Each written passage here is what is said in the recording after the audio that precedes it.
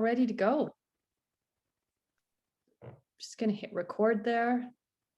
Welcome everybody. Welcome to the Edmonton River Valley Conservation Coalition's Night Out on the North Saskatchewan. My name is Christine Kowalchuk. I'm the chair of the ERVCC and I'll be hosting tonight's event. This is our fifth night out on the North Saskatchewan and the third one online. We've been honored to have so many speakers share their knowledge of the North Saskatchewan River Valley with us at all of these events, and tonight we are continuing that tradition. ERVCC's goal in all the work we do is to deepen our understanding of and healthy relationship with the land, water, plants, and animals of this place. Since our founding in 2017, we've organized events like River Valley cleanups. We've promoted knowledge sharing through talks like tonight so that more and more people understand just how special this place is, and will stand up for its protection, conservation, and care. And we've engaged in political advocacy to push back when the River Valley is threatened. We're looking forward to working with the newly elected City Council on this front and are really pleased to hopefully have in our audience tonight. I saw them all register, three new councillors, Ann Stevenson, Karen Tang, and Michael Jans, who along with 9 other councillors have stated that they think the solar farm does not belong in the River Valley. Karen herself co-wrote an op-ed for the Edmonton Journal in 2019 against the loss of River Valley parkland, including the solar farm as a public health issue. Michael has actively pushed back against River Valley privatization, and Anne referenced the need for systemic change and the importance of land use decisions in her campaign platform. So welcome to all of you. I think we might also have a few city employees joining us tonight too, which is fantastic. Welcome to you as well. As most of you likely know, ERVCC has filed for a judicial review of the past City Council's decision to rezone 99 acres of River Valley parkland for the solar farm. We support solar energy, the ERVCC does, but on rooftops, not in riparian habitat and a critical wildlife corridor. The River Valley is not just about us, it's also about the deer, the owls, the chickadees, and everyone else who calls it home. They also have an intrinsic right to live well on that land. And we're seeing this kind of thinking now even crystallizing into Canadian law with the legal protection of the Magpie River in Quebec as a person. And we need to realize that the well-being of all of these plants and animals, water and land, is also what enables our own well-being. Our court case is coming up on November 19th, and on that date, a judge will determine whether City Council erred in not deeming the River Valley location of the solar farm essential as per the River Valley bylaw.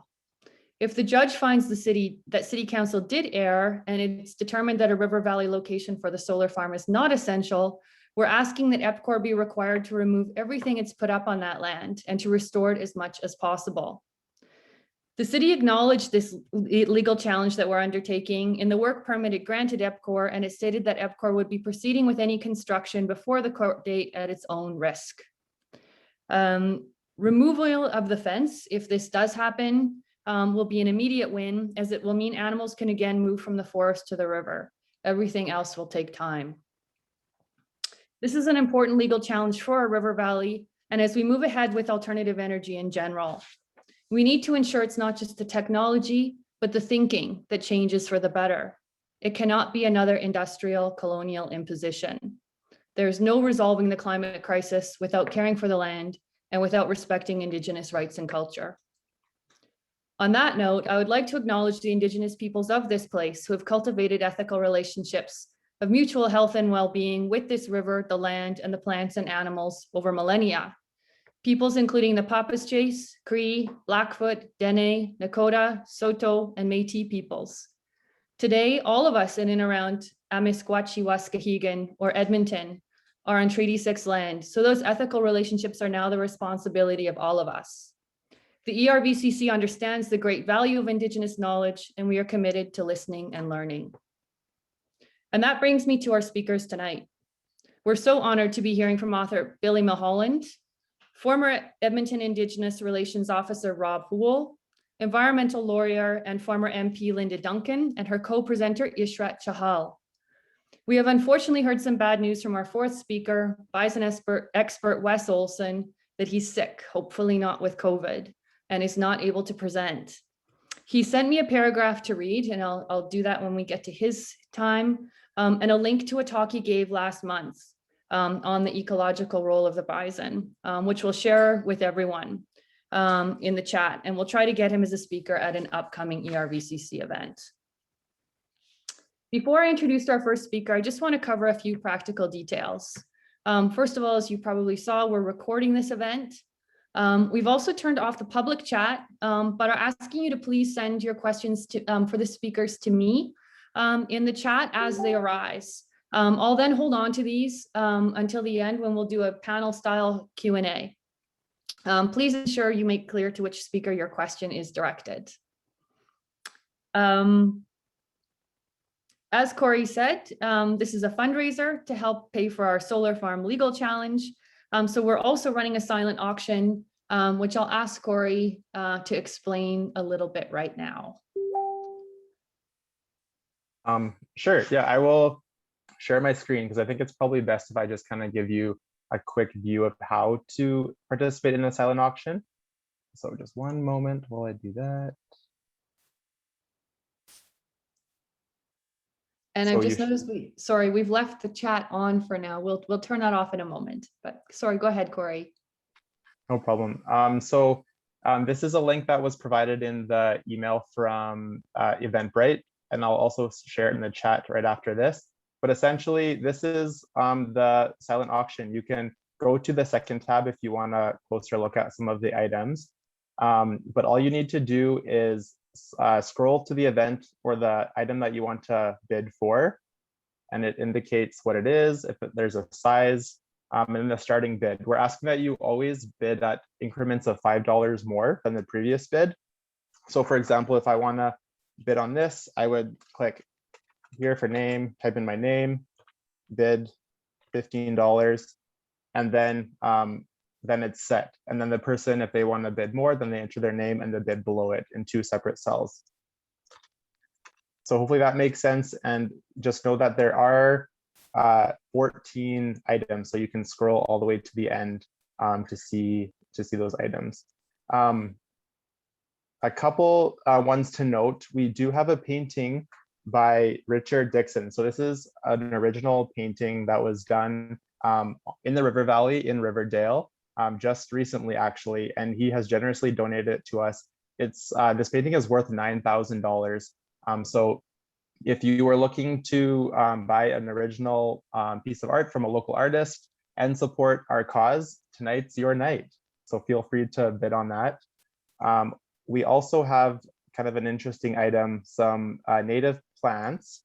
So Rocky, who is a part of the ERVCC, has donated 10 shovelfuls of some native plants. And so these include, so it'll be 10 bags of them. So large clumps of flax, bee balm, giant, hyssop, blue-eyed grass, blazing star, buttercup, some native grasses, including sweetgrass. And Rocky has said that she'll make an offering of tobacco, then dig up the plants for you to take home. And if the bids go above $100, it'll include 5 clumps of yellow lady, 5 flowers of yellow lady slipper.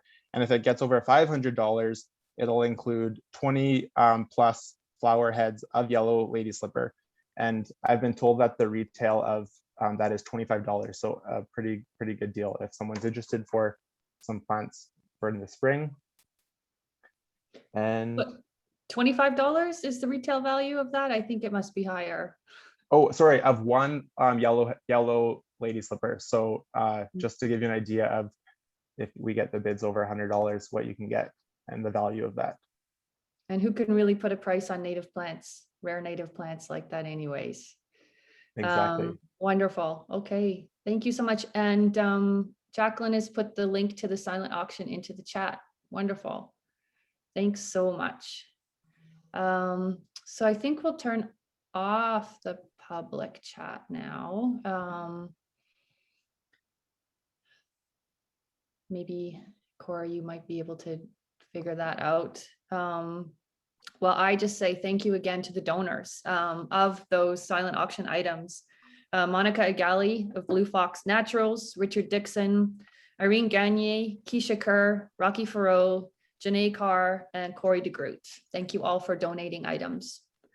You can also donate to our legal fund by sending an e-transfer, as Corey said at the beginning of tonight's event, to info@ervcc.com. We'll type that address into the chat too. So thank you everyone for your support. And now I'm honored to present our first speaker. Billie Milholland is a writer, visual artist, environmentalist, and river historian. She's the author of They Came, about Canadian pioneer women, and the novel Under the Maidenhair, as well as Living in the Shed, which is about the North Saskatchewan River watershed. She's now focused on biodiversity, and in 2020 won the Alberta Biodiversity Monitoring Institute's writing contest with an essay on biodiversity, which was then published in Alberta Views this past summer. Thank you, Billie, and over to you.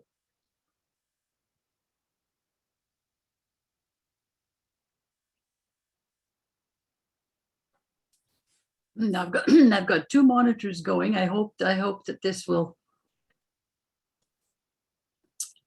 There, can you see only a slide? We can see you and hear you, and we don't see any slides. No slides. The host has spotlighted your video for everyone, it says. I think what you need to do is share your screen, perhaps. I did that.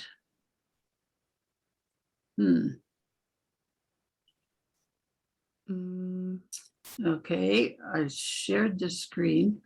I just tested this out with somebody on Facebook and it seemed to work, but sometimes it can be a setting in your actual computer settings, and it's the way the monitors are set up. So if you go right click on your desktop screen and then go into I can't remember exactly what it is. It says something about your screens, and then you have to extend your screen rather than having it duplicated. Does that make sense? I don't know. When I did it earlier, because using two screens allows me to read my notes on one screen. Billie, are you able to just move the presentation to the same screen where we can see your Zoom call? Okay, where you can see my face? Yeah, if you move it over to that screen. That's where it was. Okay. Okay, let's try it this way.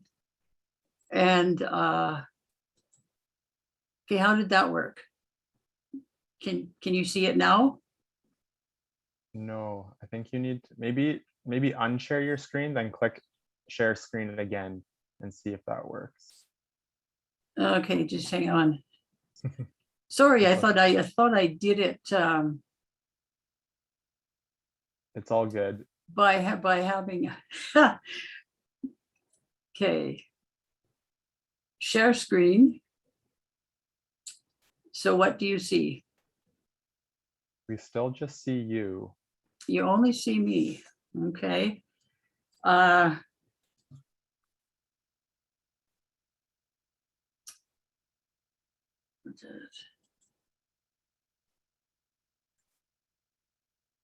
Do you want to try turning off one of those monitors and just having one, the one that your main monitor? I wonder if that might work. Okay, just hang on.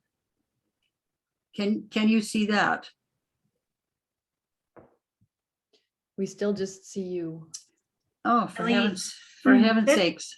Billie, this happens sometimes in my class where somebody isn't able to share. And so how we get around it is we will email it to somebody else and have that person present for us. I don't know if that's available. Well, that probably would take a while. It might be too big. Okay, just hang on. So turn off one of my monitors.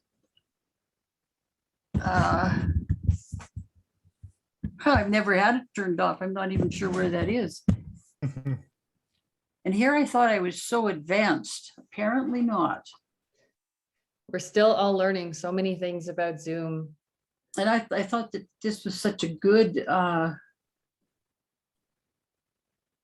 what does it say here? Share sound, optimized for video clip. Select the window you want to share.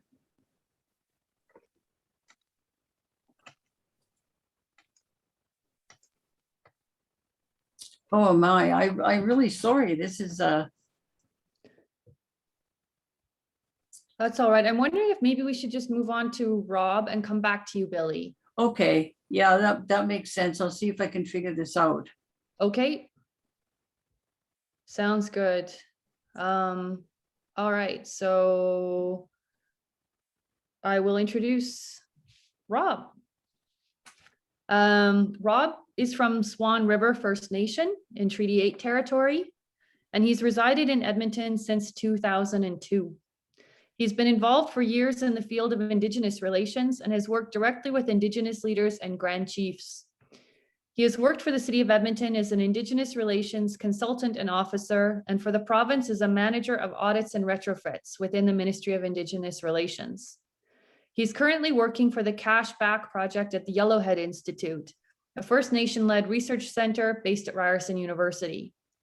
He has a Bachelor of Arts from the University of Alberta with a major in psychology and a minor in Native Studies, and he's currently studying law at Thompson Rivers University in Kamloops, BC. So impressive. Rob, over to you. Tensa, Rob Houle Nasika soon. Wapsu CP Tando Chinia. My name is Rob Houle. I am from Swan River First Nation. Right now, I am residing in Kamloops, the traditional territory of the Kamloops to Swepnik. Yeah, and as Christine said, I've done a lot of things and been involved in a lot of city projects, and I'm going to be presenting. Right now, you should be able to see my screen. You should be able to see a presentation right now. It's going to be on why is the River Valley important to Indigenous people. It is, of course, a part of the presentation that I did at City Council a number of years ago now. And it just gives an overview of why it's important, what the history is, and why it takes some real consideration on what City Council has chosen to do there. So again, the Indigenous people, lots of different Indigenous people, as Christine touched on at the beginning of the meeting, have a shared history with the River Valley. Of course, Saskatchewan, the North Saskatchewan River has some Cree roots in being a Saskatchewan CP, which is the fast flowing river in Cree. And we know that many other nations traveled the territory and had interactions in the territory. And this is also reflected in kind of the ward naming initiative that I was part of as well, that I'll be touching on later on in this presentation. So here is a picture that I took during the ward naming initiative. And we did take a couple of site visits during that process. And one of them happened to take us across the river from the Twilliger Dog Park. And you can see the water treatment plant there on the right-hand side. And then you can see kind of this open part on the left-hand side. That is where the solar panels are being installed or have been installed right now. And you can see that it's a beautiful patch of River Valley and really a pretty important place when you start to look at the archival and archaeological evidence of that location.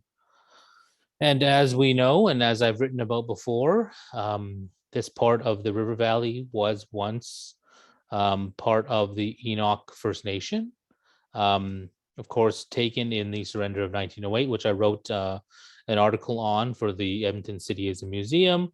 I touch on the process of the sale and surrender, the process of the negotiations, how the actions of the Indian agents were pretty dubious and manipulative, and how they actually replaced one of the leaders in Enoch at the time, lobbied to have that leader replaced for another leader that was probably more more flexible and open to surrenders and seizures. And that person was Mr. Jim. And then they went ahead and made other promises that were outside of their original treaty obligations, such as the 10 pounds of beef, 7 pounds of flour, to keep Enoch members fed. And then that was able to, with those promises, which to my understanding were never upheld, they were able to negotiate the 1908 surrender, which of course places Cameron Heights and a lot of other places in the River Valley under where we are today, with it being kind of EPCOR's land and property and whatnot. Then again, I talk about, and I spoke about in the article about how the location was a Sundance site, and we have archaeological records that reflect that history. And I spoke about it at council about some of the findings that EPCOR did uncover: buffalo skull, poles, other kind of remnants of a sacred ceremonial site.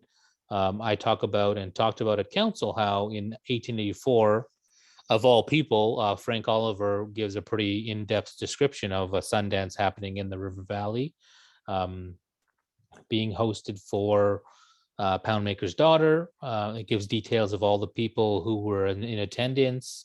All the prominent leaders, such as Big Bear and some people from his band, came to participate in that Sundance. It doesn't give us an exact location, but we know whether it was in the River Valley and of great importance, and would have reflected the importance of the area since time immemorial. So again, these are significant happenings that take place all over the River Valley, and that to not embrace this, as I spoke about at council some time ago, is just tantamount to Indigenous erasure. So with that, it was a real call to action for council and for EPCOR itself to do a little bit better than they had been doing in the past. This is an image, an archival image of what a Sundance kind of lodge looks like. And in another unrelated project, I did work with the Edmonton Historical Board, where we did look at Indigenous architecture and traditional architecture. And you can see that it is quite advanced in terms of architectural styles and the mathematics and geometry required to build a lodge of this style.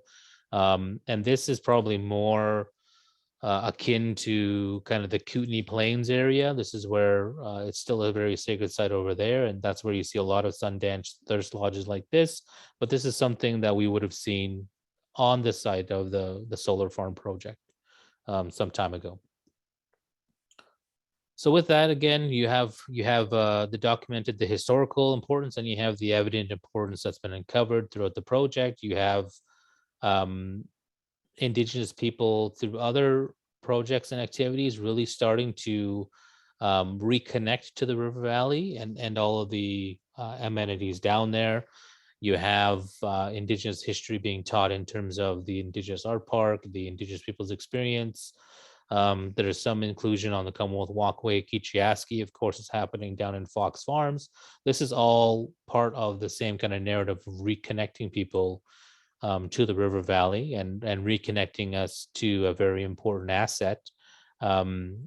Those projects all encompass very in-depth Indigenous engagement, Indigenous knowledge sharing, a lot of back and forth, a lot of resources moving back and forth. So that speaks to whether or not that has taken place here, whether or not there's an interesting conversation happening now in Indigenous communities around Indigenous engagement and what it means, and whether or not Indigenous leaders are going far enough in terms of engaging their members in a fulsome fashion with free, prior, informed consent on projects that are happening.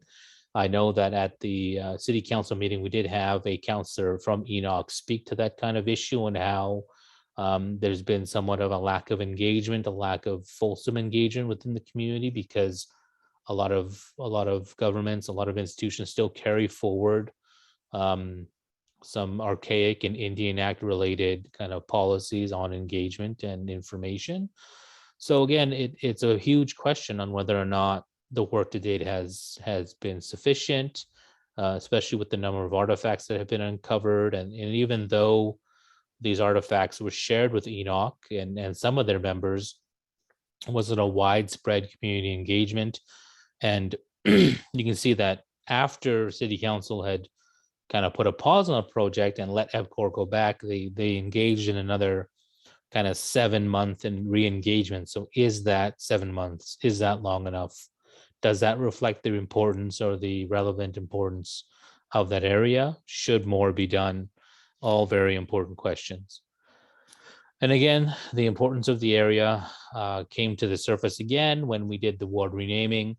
I was lucky enough to sit as a circle keeper or co-chair of the Innu Iskwiwak-Wet'suwin, which gifted the city with its 12 new Indigenous ward names, which I've seen some of it in the chat today. It's fantastic to see people sharing it and recognizing with their new wards. It was fantastic to see it during the election and see councillors and candidates running, speaking to it, speaking to the names, really embracing the names.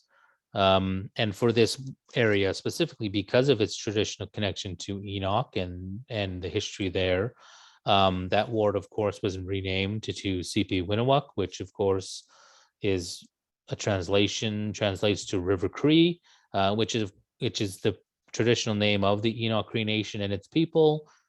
Before colonization, government policy changed their name to Enoch or the Lapatak Band, or they're also called at one time the Stony Plain Indian Band. So a very diverse history that's reflected in this this short video that the city did put on. I think all of these with the resources provided were fantastic. So I'm just going to play this.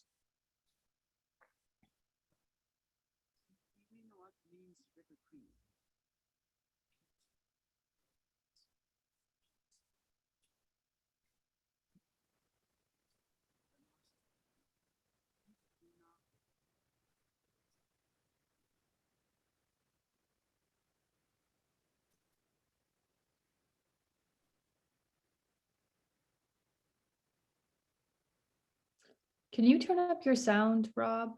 It's very hard for us to hear this video.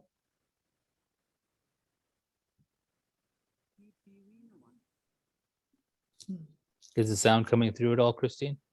Almost not at all, unfortunately. I wonder if I'll turn up my, is this any better? Sipiwinawak means Yeah. River Cree. Thank you. Traditionally, when referenced during discussions or engagements with other tribes, due to their proximity to the North Saskatchewan River, the people in Enoch were known to other tribes as the River Cree. In the late 1880s, Enoch Cree Nation was an area of 44 square miles, and it stretched from north of Big Island near Windermere to present-day Stony Plain Road. The North Saskatchewan River was at its eastern boundary, and to the west, it stretched beyond Highway 60. In 1908, a second surrender of reserve lands took place regarding Enoch Cree Nation, and vast portions of the ward were taken for settlement. Stories and oral histories of celebrations, gatherings, and hunting activities taking place on these lands. And only recently has Enoch Cree Nation began to reconnect with that traditional area. Sipiwinawak means River Cree.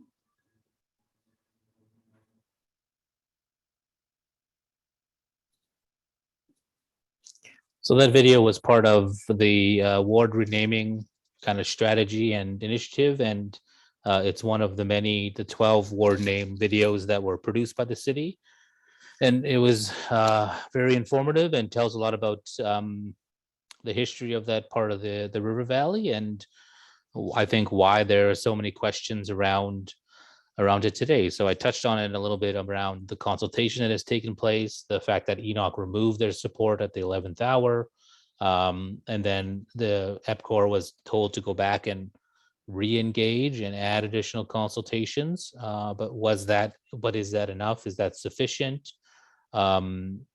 Leaders in the community, including elected leaders, raised issue with the project and informed people that there was a lack of engagement and consultation and information within the community. There's also questions raised about possible grave sites in the location up towards the top of the hill, given that it is a sacred site, given that it was forested for a long time prior to its clearing for farming and whatever else. It's very possible that there were traditional burials, which again, if you understand Indigenous practices in the past, weren't necessarily under the ground burials. They would have been tree burials. So has there been a fulsome engagement and consultation on information regarding this traditional burial practice, whether or not there were traditional burials performed there? And how can we move beyond the current consultation and engagement process into something more reflective of Indigenous free, prior, informed consent? We have a little bit ways to go on that. And then it brings me to kind of what did Edmontonians have to say? So I also worked with Taproot Edmonton on their fantastic election coverage and election surveying process, and they proposed some very played on the face questions to the candidates, and 54 candidates replied to the 64 candidates replied. 54 candidates answered the question on the solar farm, and 54 of them recognized that it should be placed somewhere else. Many incumbents proclaimed that they were going to be supporting the project, and there's a lot of rhetoric at council around being consistent, and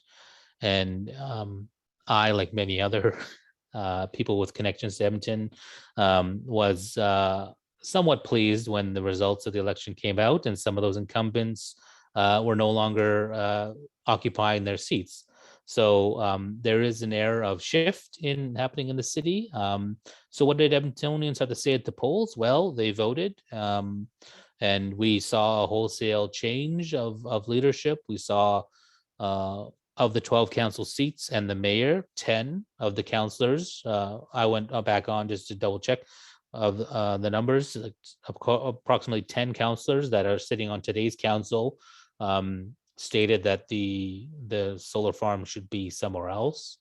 That includes the mayor, or in addition to the mayor, Amarjeet Sohi, who echoed that their support for solar power, but the need to put a project like that in another location.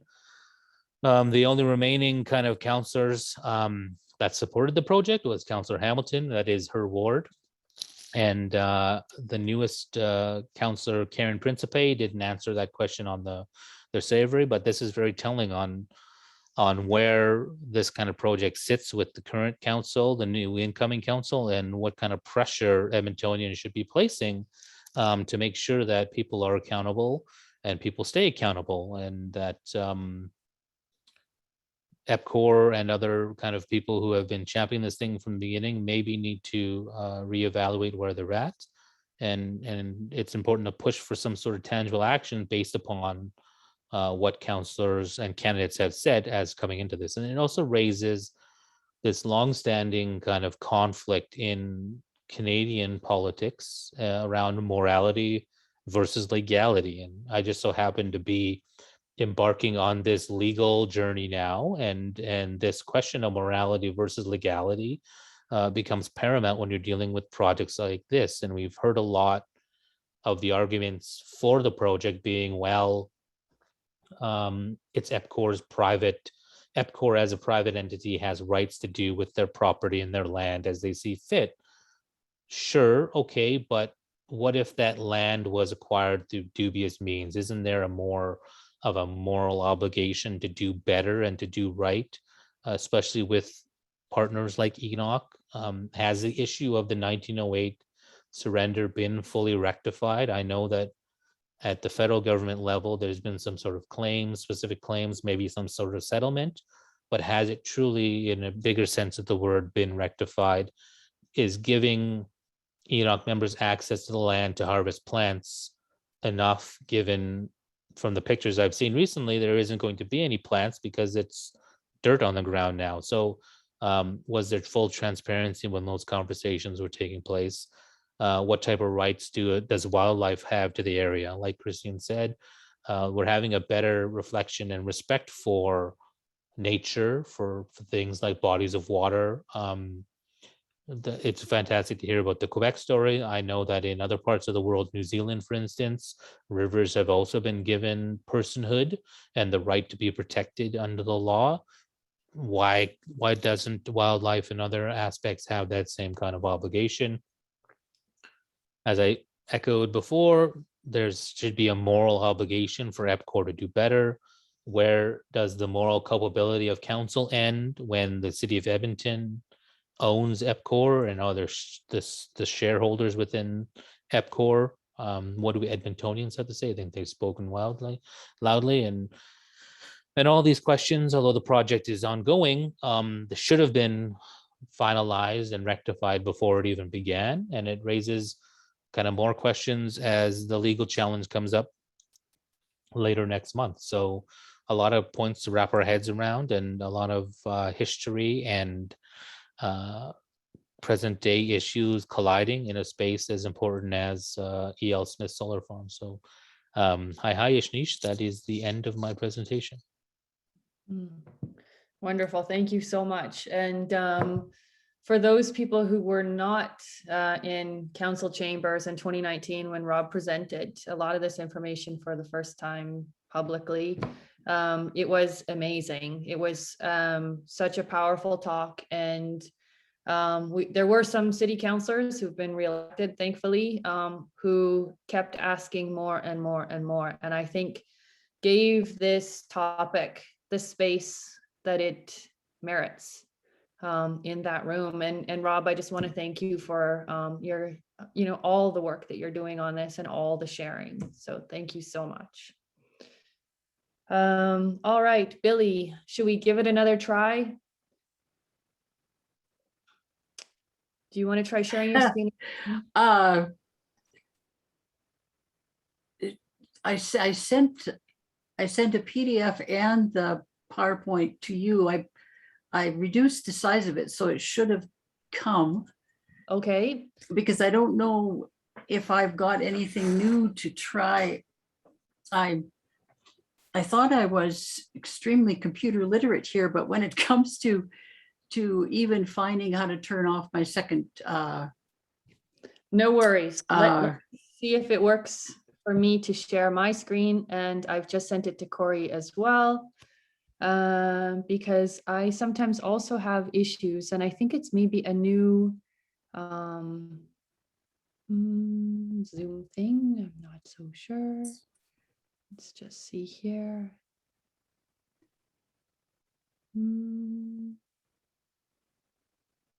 So I don't even see it in my files here. Corey, are you able to try to share your screen and share that presentation?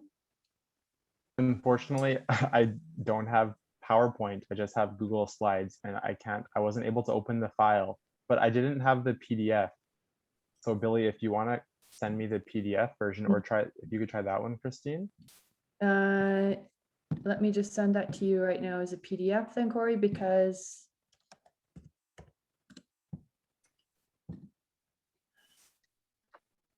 all right, that should be coming through right now.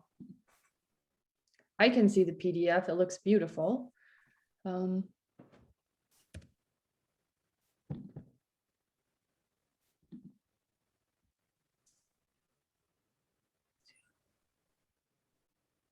But it doesn't come up as a file when I try to share it. So I've just sent you the email, Corey, and hopefully you see it right away. Okay, yeah, just waiting for it.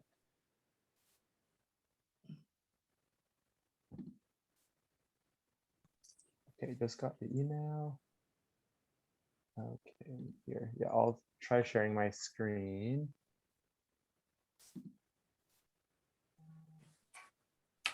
Yay! Okay, can people see that? Yes. I can see it. Okay, great. So Billie, just let Thank me you so know much. when to go to the next one. It's a PDF, so it's kind of I'll scroll through it instead of clicking next slide. So just let me know when I should go to the Right. next one. Okay. Okay, I will. So I can I start? Yeah, it's all yours. Okay, well, I guess you know by now I'm Billie Milholland. I'm living on Treaty 6 territory. I was born and raised in Treaty 6 territory downstream of here.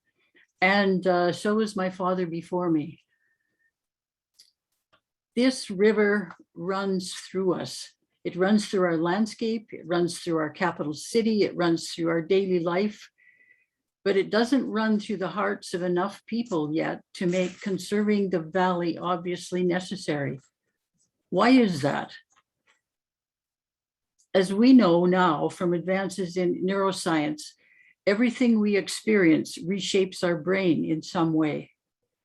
What we also know is since the advent of the first Europeans on this river, at least 300 years ago, there's been a continual pressure to keep river-related experiences restricted to commerce. Okay, next one. 351 years ago in 1670, King Charles II of England made his nephew, Prince Rupert of the Rhine, governor of a company of adventurers of England trading into Hudson's Bay. This new company, this corporation, immediately became the largest landowner in the world. They started with 1.5 million square kilometers allotted to them by England, land given to them that wasn't theirs to give. But since there wasn't anyone to naysay them at that moment because nobody knew what was happening, it was land that they had never set foot on, land that most of them would never see. And by the time they were ready to sell this land that they were given for free, and they sold it to the newly minted Dominion of Canada in 1870, their land holdings had grown to 8 million square kilometers. And this was unbeknownst to the hundreds of thousands of people who lived here, who already lived here, the people who belonged to this land for thousands of years. Unbeknownst to these people, their land had just been declared real estate. And so the land along this river is considered today real estate, because until recently, most of us thought that was the only way you could think about land. And you can see the map there shows, it doesn't show Rupert's Land that great, but you could see that this is just on the eve of the American Revolution. So December 15th, 1791, the English colonies will become United States of America. They will soon buy the Louisiana from the Spanish, and after that they will buy Alaska from Russia. But when they were busy having their revolution, the Hudson's Bay Company was already taking fur out of Rupert's Land, and had been for 100 years. Next slide.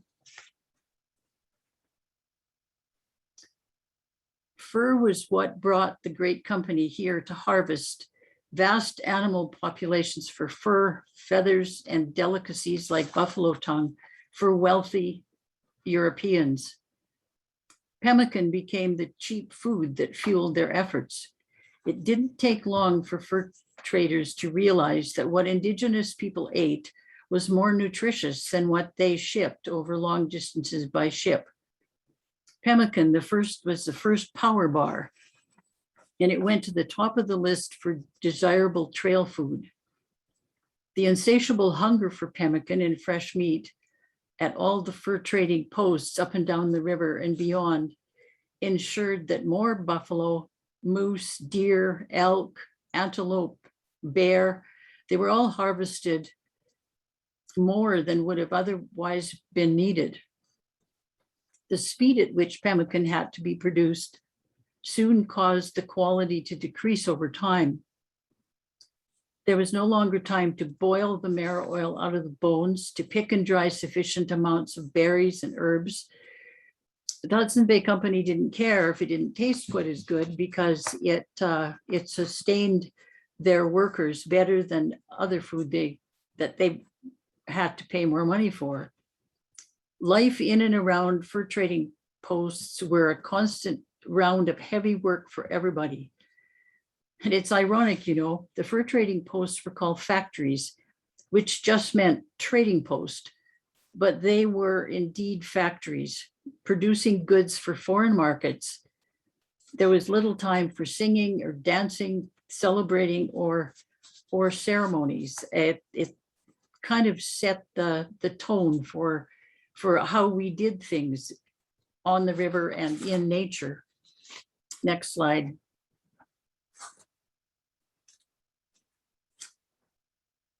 This is the bar colonist camping out in what would soon become Lloydminster. This is 1903. These people came from all over, about 2,000 of them at once, set up these tents right there on the border. Well, it wasn't a border then because Alberta and Saskatchewan had not become provinces yet, but they were ready to create the city of Lloydminster. They had just arrived.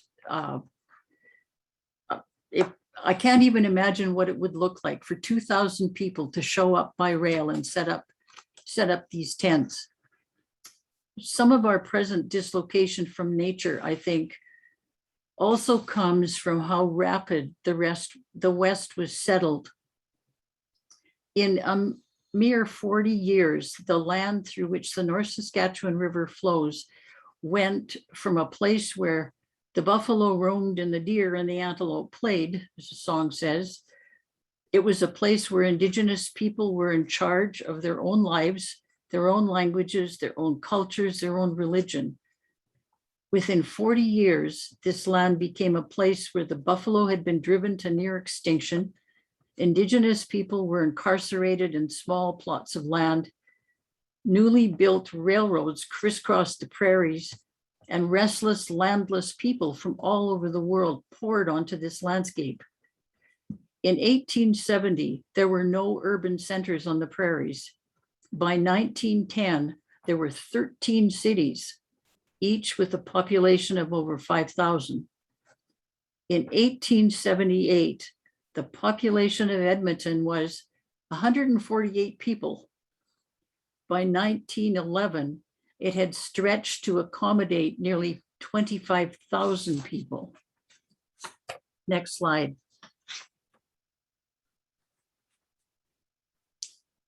During the 25 years I spent researching and writing these books, I interviewed many people. As well as historical facts and anecdotes, I also wanted to know about the relationship the people had, if any, with the river.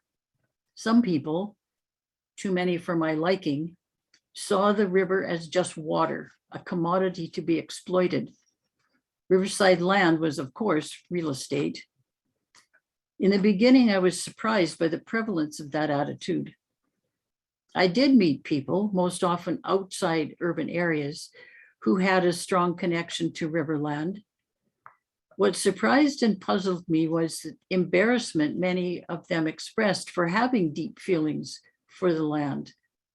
So strong, it seems, is our belief here in the sanctity of commerce that we trivialize strong emotions for the land, fearing that they might distract us from our worship of productive effort. While having coffee with people who owned land near the river, I listened to hilarious river stories, and but nobody talked about how they were on the land. I asked them, had they spent time by the river? And they told me, sure, yeah, they picked berries, they rode horses. I asked them if it was beautiful. I didn't think that was an odd question. It was kind of silent for a while, and then all of them agreed, yeah, it's nice by the river. They seemed uncomfortable admitting to that. Later, on my way out to my car, one of the older gentlemen stopped me and he said, "Do you want to see something nice by the river?" He took me out of town and up the hill past the Windsor salt plant near the hamlet of Lindbergh. Near the top of the hill we turned off the road, we bumped and jarred across a pasture, and we stopped at a place that overlooked the river. Next slide.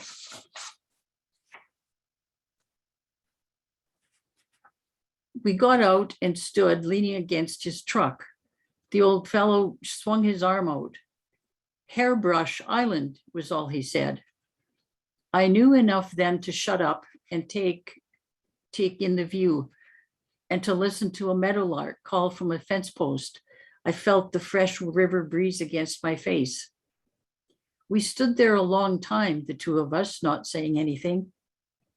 He didn't just mean there was something significant about Hairbrush Island. He meant it all, everything we could see and hear and smell and feel and think as we stood there. As we anticipate the North Saskatchewan River finally receiving Heritage River status in Canada, each of us has a variety of ideas of how this designation will advance our special interests. For some, heritage status has the potential to increase heritage tourism, especially for municipalities along the river. For others, it's another pair of pliers in the toolbox of persuasion towards conserving the integrity of the ribbon of green that runs through Edmonton.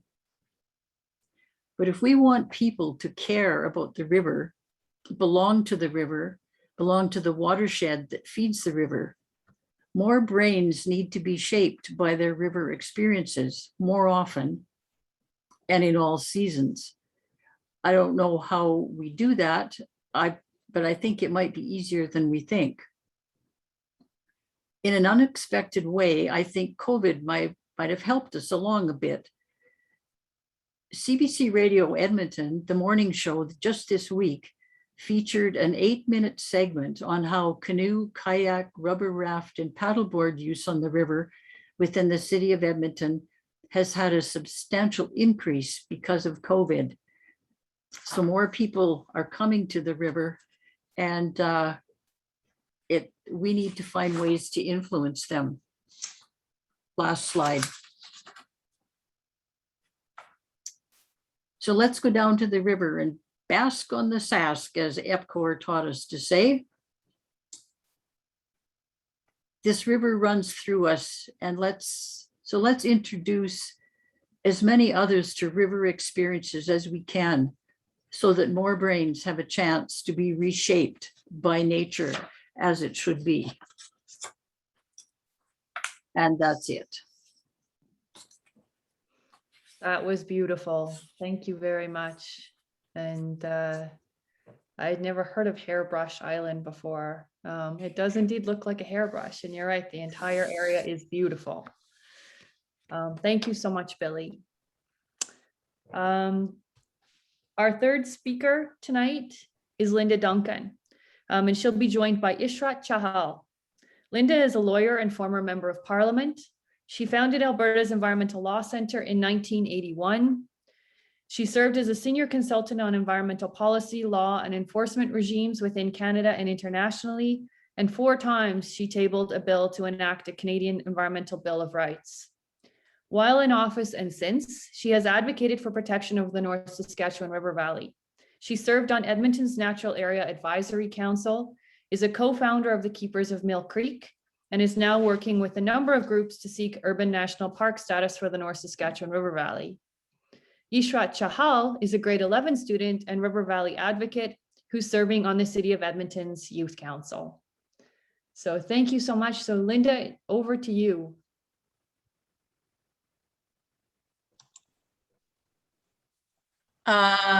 Okay. What do I have to do to have everybody see me? Can you hear me?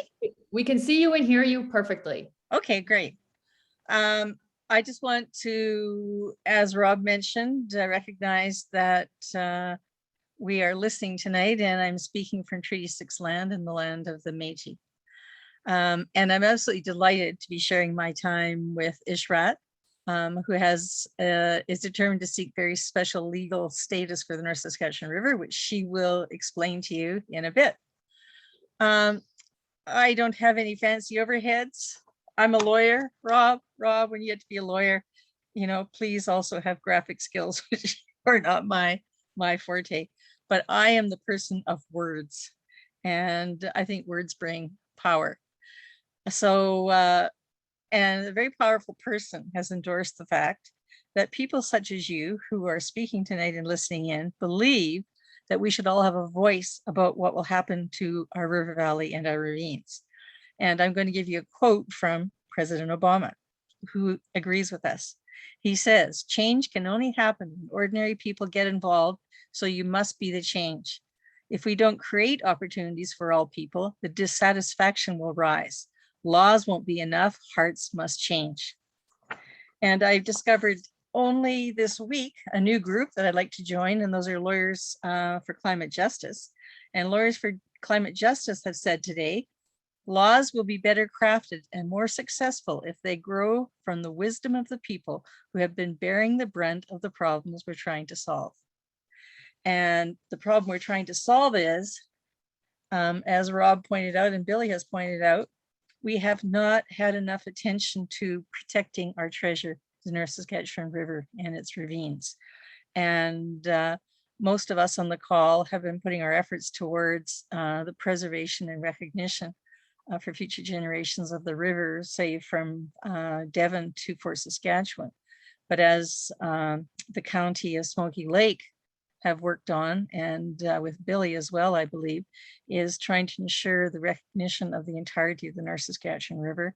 And here's hoping that Saskatchewan will also step up and continue all the way to Hudson's Bay. So I'm a broken record on this. This has been my theme ever since I worked for the Social Planning Council and then founded the Environmental Law Center. And whether I was a chief of enforcement or whether I was advising nations around the world, whether I was working with the NAPT Environment Commission, my effort has been to ensure two things: that there is law and order for the environment, and that would provide legally binding protections for ecology. And secondly, the right of communities to have a voice in what happens to our landscape.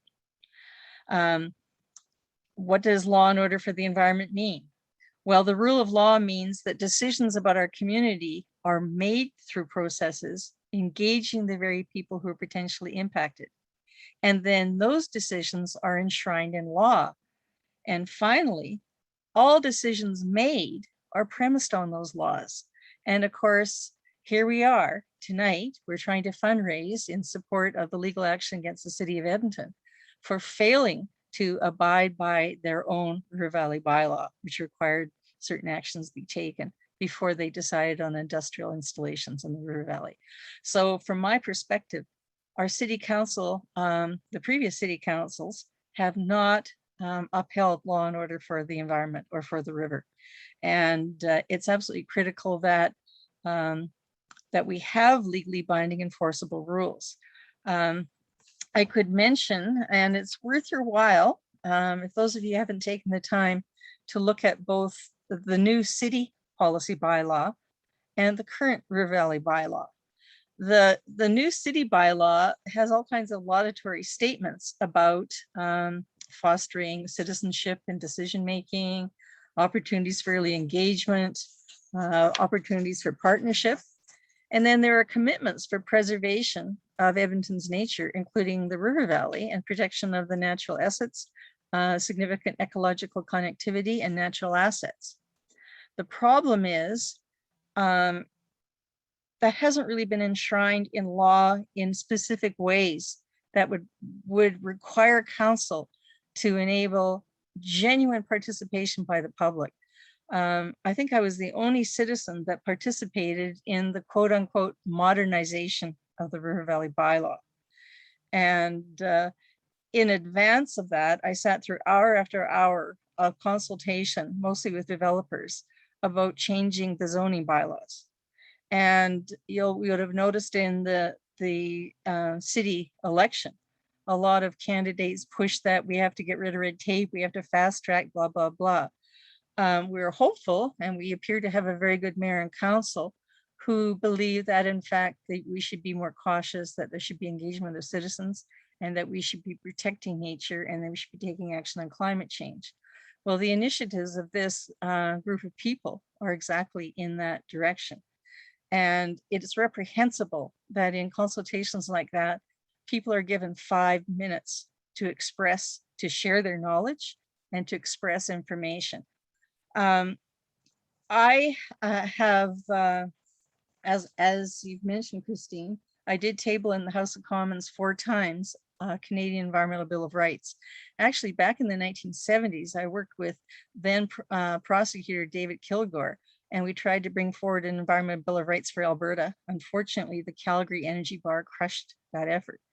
And to date, we still don't have those laws in place. The government of Ontario many years ago actually enacted an Environmental Bill of Rights, and that accords specific rights to the public in decision-making at the provincial level. We need to have the same kind of measures put in place in Alberta because, of course, we are also concerned about things like the coal mining proposed upstream of the river and what that might do to our river. But we need those kinds of laws in place as well in the city. And a perfect opportunity for us to be including Environmental Bill of Rights, I think, would be in specific rules issued under this new city policy bylaw and in this process of modernization of the River Valley bylaw. Now we have excellent precedent behind us on this. As early as the 1980s, the president of the International Court of Justice, working with the World Commission on Environment Development, recommended that there be an Environmental Bill of Rights worldwide enacted by all governments.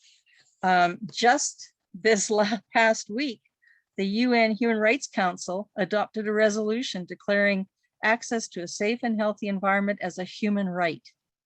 Now, this is not yet a binding treaty, but it is influential, and it will be raised at the climate meeting in Scotland next month.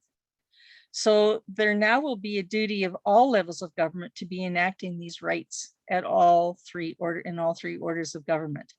And we should be seeking specifically the right of the present and future generations to a healthy and ecologically balanced environment for Edmonton, to confirm our civic government's public trust duty to protect the environment within its jurisdiction, and ensure timely access to information and effective mechanisms to hold the government accountable. Now, we know about the frustrations that everyone went through on the battle about the solar installation, and what a struggle it was to simply get the information on what the ecologists within the city had done. We need laws in place that actually require the government, and then easy, straightforward mechanisms so that we can compel that information. And during our campaign to try to have protection as a urban national park for the city, I think part of that will be really important to set the framework and the cooperation. But within that, we need to have accountability mechanisms.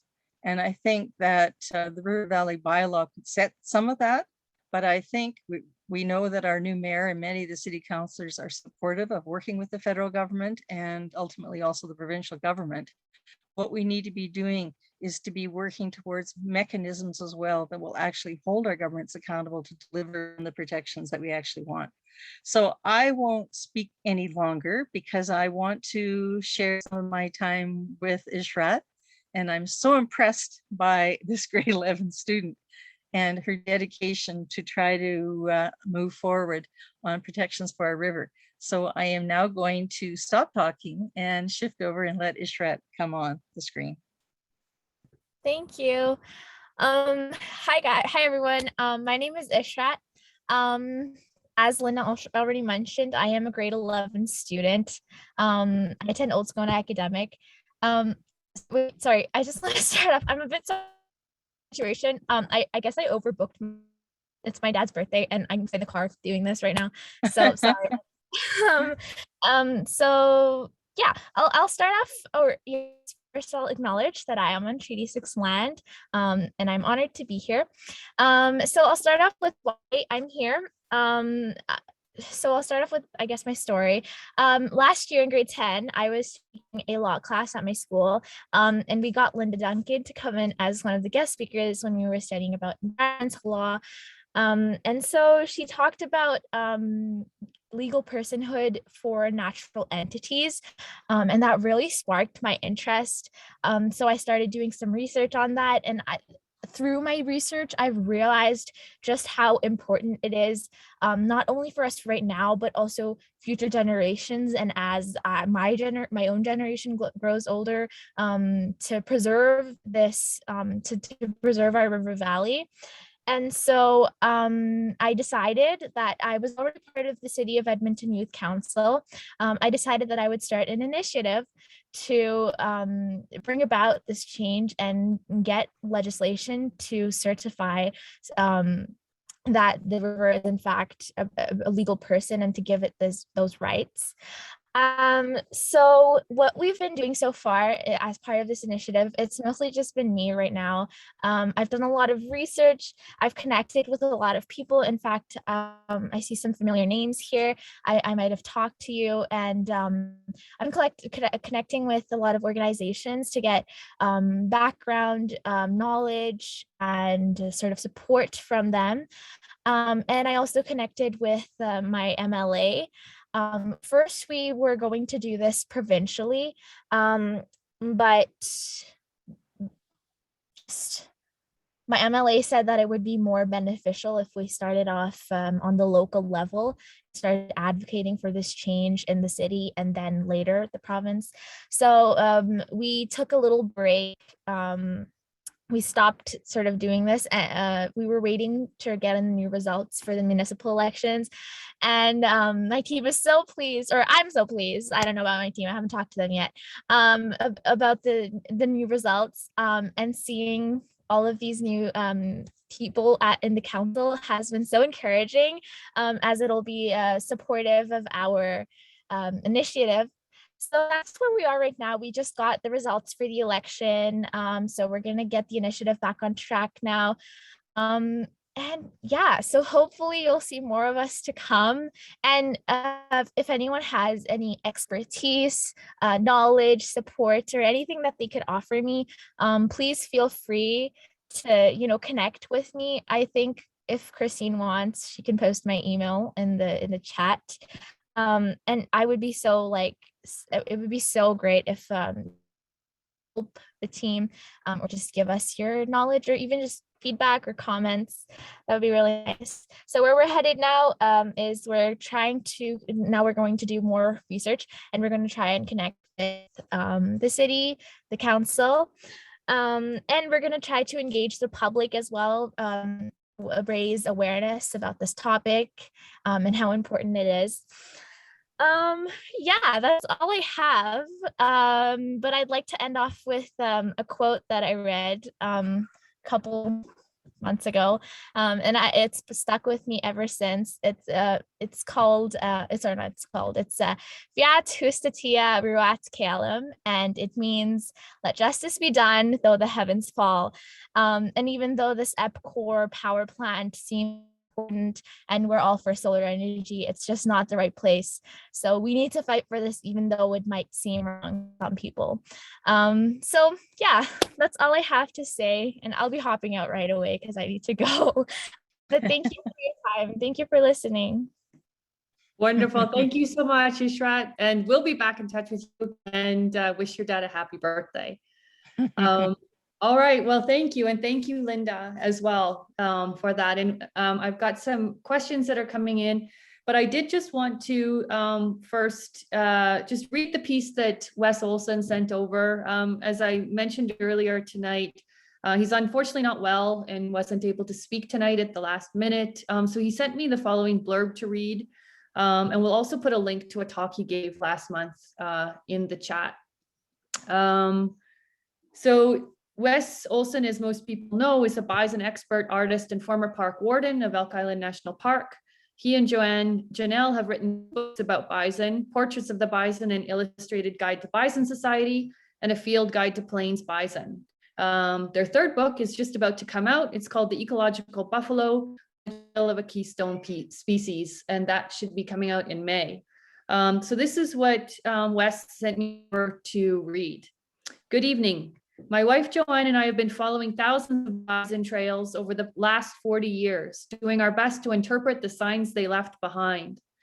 I know that these presentations are not about bison, but of the importance of a healthy and intact river ecosystem where it passes through the city of Edmonton.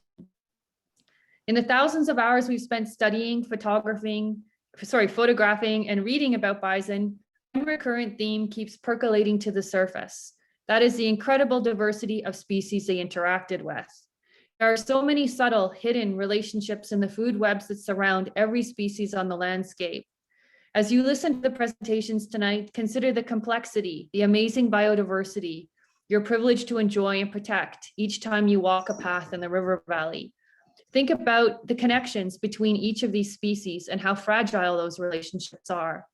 It's vital, if the river valley is to support these wild species for our grandchildren, that the barriers to movement up and down the river are not impeded, that they can continue to function as nature intended, despite our intrusions into their niches.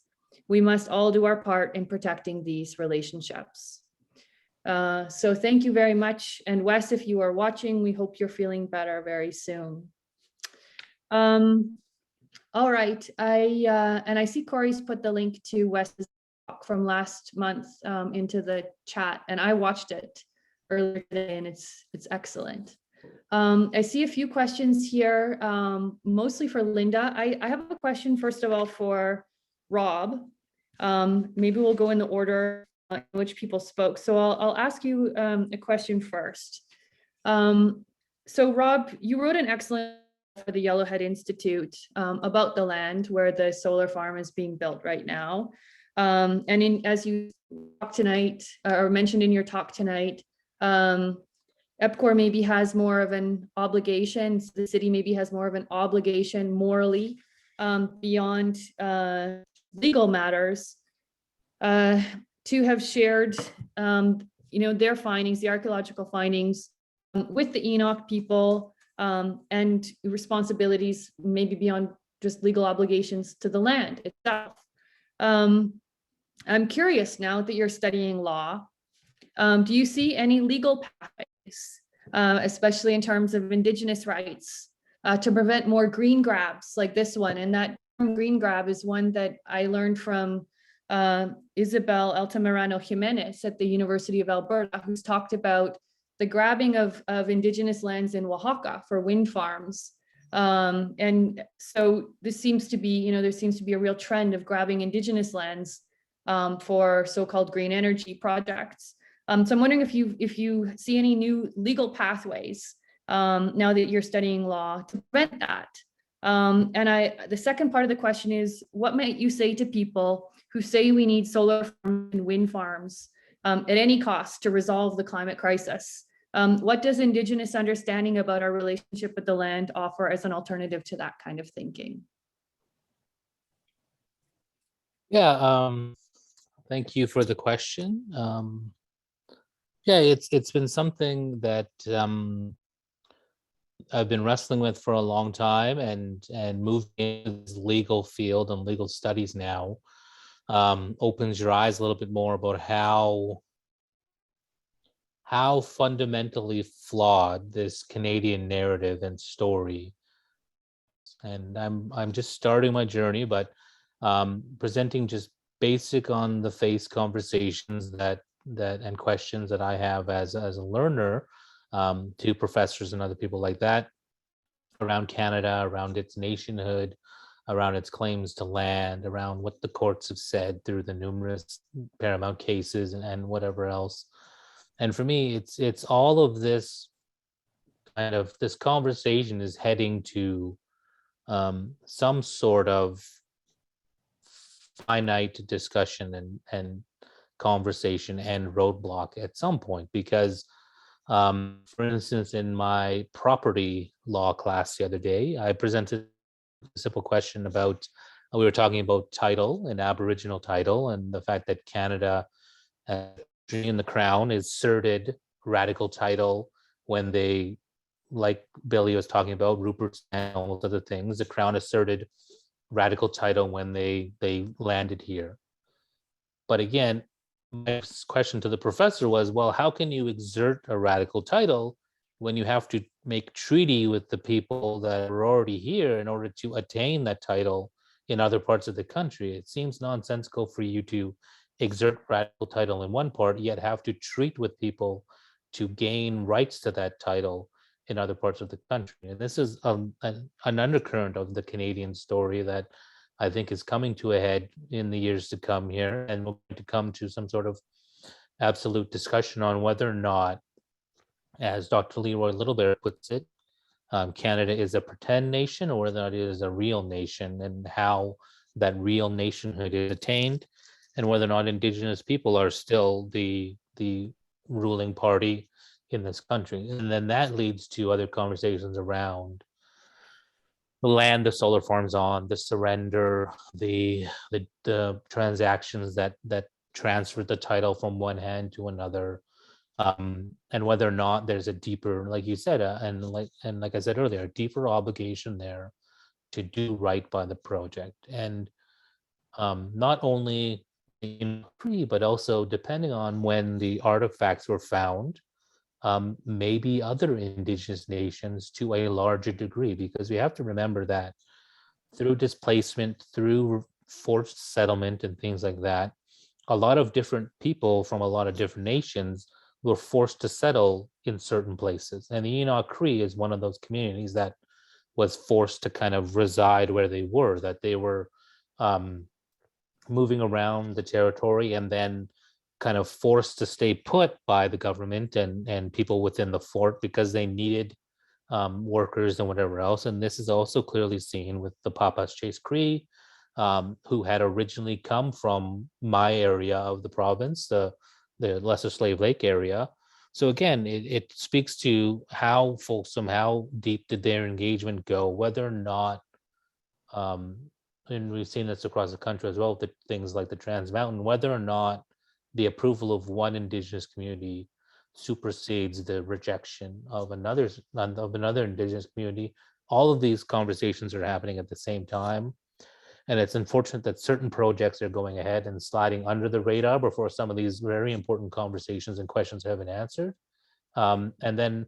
But it speaks to just a deeper, as Canadians, I think we're getting there slowly, that there needs to be deeper discussions and deeper realizations happening, and that Indigenous stewardship of the land has taught us a lot and can teach us more about how to properly care for land and resources. And there's the aspect of science that comes into it. I know that there was some comparison between the greenhouse gas savings and the power energy savings and the diversions that could happen with the solar panels versus the grasses in the naturalized area of that part of the land. But what if we were allowed to do more? And I know that Wes, with his history and research into bison, can probably speak to how Indigenous practices allowed, in partnership with the bison, to allow their populations to flourish. So there's aspects that controlled burning and other things that Indigenous people would do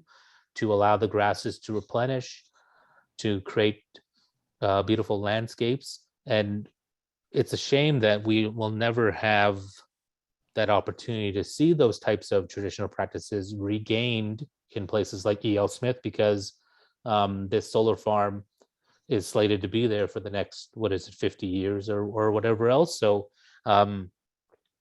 there's a real deficit there in understanding of what Indigenous contributions could be and what they should be, and how we can gain a better sense of how to live in just harmony with the land as we had since time immemorial. All right, excellent, thank you. And I love that thinking of bringing the bison in. Maybe that's what needs to happen on that land. That would be great. Okay, thank you so much for that. The next question is for Billie. So Billie, you mentioned how more people need to have their brains, impacted by the river, and that maybe COVID has actually helped us in that way. More people are in the river valley connecting with it.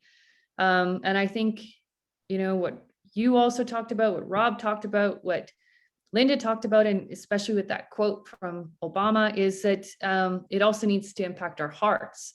And I'm wondering if, just like the the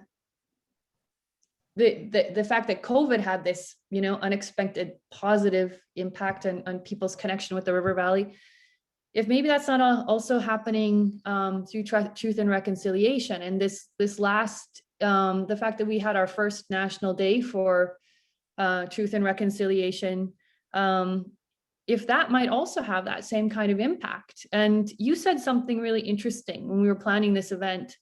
You said that since the TRC and since this first day of National Day for Truth and Reconciliation, that you've experienced so much unraveling and reweaving of the fabric of your understanding. And I feel that as well. And so I'm just wondering if you can talk a little bit more about that, especially as a historian. Well, before that, I grew up in Elk Point, which is close to Kihiwan First Nation, Saddle Lake, Frog Lake. I went to school with kids. I thought growing up that I knew quite a bit about Indigenous life and the history, what happened. And it turns out I knew squat, really. I'd been reading fur trade journals since I was in high school. And so, but what I realized when we went through the years of Truth and Reconciliation and listening to this with a different ear, discovering things that, residential schools were happening right on my doorstep when I was growing up, and nobody talked about it.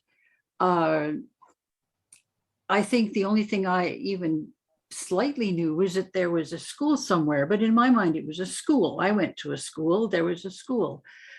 To discover all of this that had been going on for decades and decades really hit me flat in the face. And I had occasion when I was moving all my boxes of books to take out my old fur trade books and journals, and I've got gazillions of them. And I was going through them and reading, and all of a sudden I realized you have to read them with a different ear. And when the guy who is writing in his journal, he's sitting at a fur trade post, he's writing a commercial, a commercial journal. He's not writing a diary like we would write. And when he says that, for instance, the people of the plains, oh, those people are so lazy and they're so shiftless because they won't hunt the beaver. What we have to listen to that and say, wait a minute, we know for a fact they aren't lazy or shiftless. You can't live on the land that way.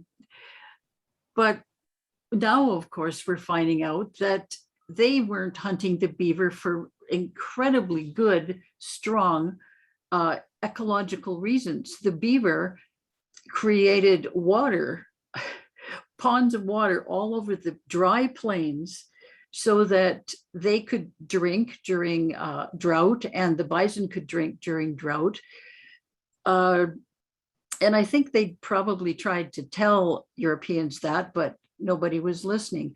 But when we're reading all of the things written down, mostly by men, written by white men who belonged to a corporation, and they were they were exploiting this land for their own profit.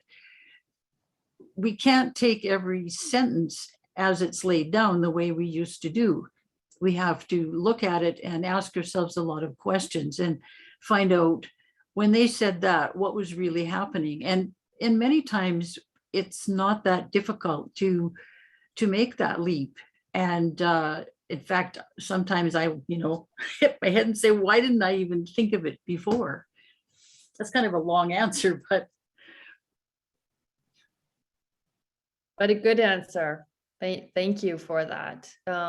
Yeah, and I hear you on rereading books that I'd read in the past with a new lens. So yeah, thank you so much for that. All right, the next question is for Linda, and I'm going to kind of put together a number of questions that have come through in the chat modernization. And you mentioned city bylaw.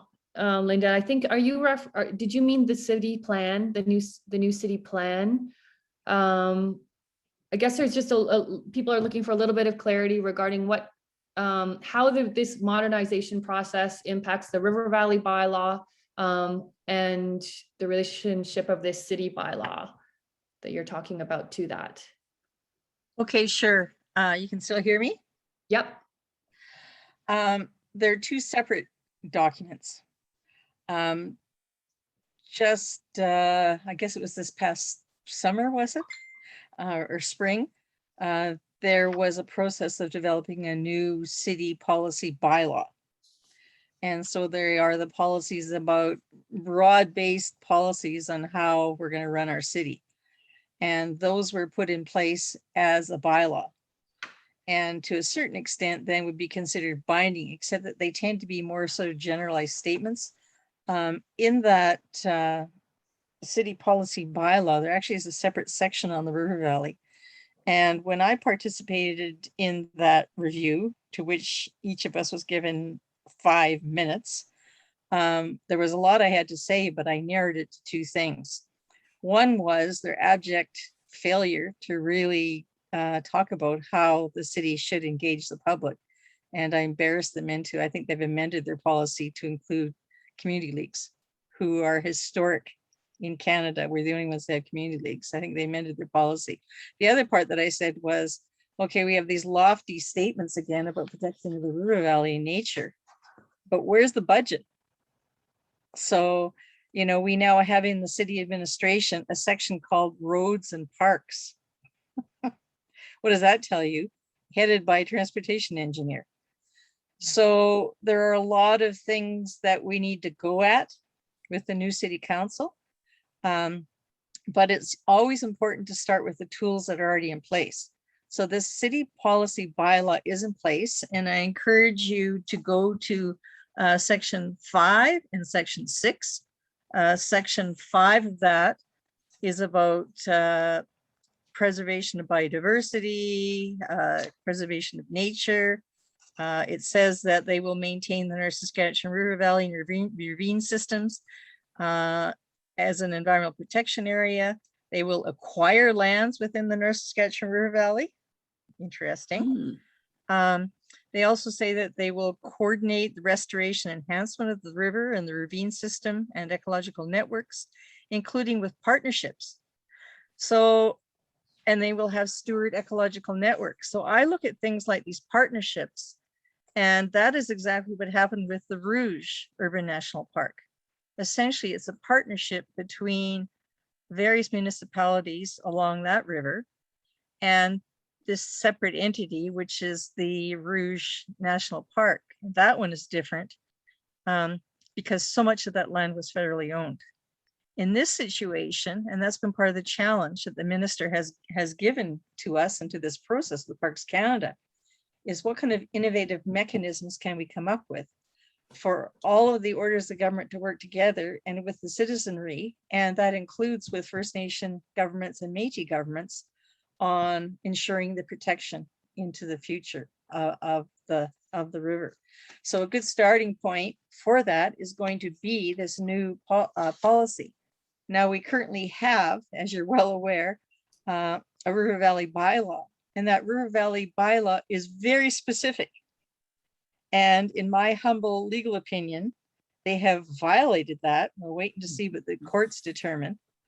But we need to make a differentiation between if they rule as that, in fact, they have not upheld the law, that doesn't mean then that the facility will be torn down. They will have the option of going back and redoing their decision. So it would be really important to be standing back and taking a look at what might the outcome be of that court case, even if you have the victory of, yes, they didn't abide by the bylaw. Now, I won't go into the details of what that bylaw says, but it's pretty damn specific. And it starts out with the statement that the city has been the worst actor in protection of the River Valley and the worst actor in allowing the, as Billy points out, continual incursion of industrial development. And then they commit that they won't do that anymore. and that there is a condition when they approve something. They have to make sure, what's the term, Christine? They have to deem it essential, a River Valley. Essential, okay, an essential activity. Okay, and generally speaking, it's a pretty good bylaw, but here's where I would tear that bylaw apart. And the advice that I need to get serious and put together a proposal for the new bylaw. It's important that those protections of the River Valley be clearly stated, and that the duty of the civic government to protect it is declared in law, so that that's upheld. But then they need to also prescribe what the procedures are, and those could be issued as rules and procedures under the bylaw, which is what happens at the federal and provincial level. So, and those rules and procedures would include things like, there should also be a duty disclose, timely disclosure of any information about any incursions on the River Valley and so forth. So there should be clear provisions about information disclosure, but there also needs to be clear provision of how they make those decisions and the clear legal duty to consult with any concerned, interested individuals. Now, the problem provincially is we've always had these laws on consultation, and what it does is it limits it to directly affected. So those are the kinds of things to watch for, is do not allow them to say just people who are directly affected, like property owners. So we have a number of tools before us. I don't think that this council will overturn that new overall city policy, because that was a huge process. And there's basically some pretty good stuff there. One of the things in this quote unquote modernization, which is a terrible term when you think about it, what the mindset of administration that came up with that term. One of the things that troubled me the most, and I said to them, is they've got their priorities asked backwards. And that's why I went back to the policy to see what it was said. In the city policy, they actually put ecological protection first, and then enabling access second. In the modernization bylaw, they go on and on. The administration tends to do this a lot. They go on and on and on about how we're going to have millions upon millions of more people coming to the city, and therefore we have to take away the red tape and expedite development, including in the River Valley, to ensure access. What we need to do is reverse that. So the River Valley bylaw should say, first and foremost, the purpose of this bylaw is to protect the ecology and biodiversity of the river for future generations. And then say, within certain limits, the bylaw will also enable access, blah, blah, blah. So just simply reversing those, I think, will change the mindset. I forgot now what the question was, but we really need to infuse law and order to the protection of our River Valley. And part of that includes not only the substantive protections, but the procedural rights of the public, and a mechanism to enable concerned public to hold the decision makers accountable. You know, when I listened to Rob's presentation, and it just grates at me. And this has been a practice by the federal, provincial, and the city governments, and that is download the consultation to concerned people to the proponent. It's completely inappropriate. The duty to consult rests with the government. And that's another thing that we need to watch for as more projects go forward, including the bloody gondola and everything else that's being proposed. When I was door knocking for some candidates, I have people saying, well, I like the River Valley, but we should have more wine bars and restaurants. And I'm like, no, we don't need more parking lots in the River Valley, okay? So we need to absolutely insist that the consultation be directly delivered by the elected officials, and that everybody has an opportunity to be heard, but that we also get timely access to all the information, including the ecological reserves, ecological reviews, blah, blah, blah. Sorry, I do tend to go on and on about this, my favorite topic. Anyway, Rob, I'm so excited you're in law school, and isn't it exciting to begin to get into it. And, you know, my bill that I tabled specifically does not include the UNDRIP, because I think that's disrespectful. What I instead did is, for every federal environmental law that came forward or was being amended, I tabled an amendment to require them to respect the UNDRIP. And you know, the Liberals in the 11 years I was in power, well, it was Conservatives before that, refused to do that. So there will be vague, you know, provisions requiring consideration of Indigenous knowledge, which I consider just being an insult. We have to be pushing for each one of these laws, not only to give citizens the right to be heard, but also respect for the rights and duties under the MDRIP. So, and Rob's going to ensure that. Thank you so much for that, Linda. There's so much to think about in what you've just said. And I think you've clarified the modernization city policy bylaw issue. So we'll take a look at that. But oh, Christine, there's a third one I didn't mention. And, you know, it's one thing that none of us have really delved into and is so critical. There's a new zoning bylaw. I don't know where they're at with that, but it is horrifying. What they're planning to do is to downgrade all of the zoning for the river. And there will be very, very little part of a river valley that will be left for protection. The rest will be all for development, including for recreation.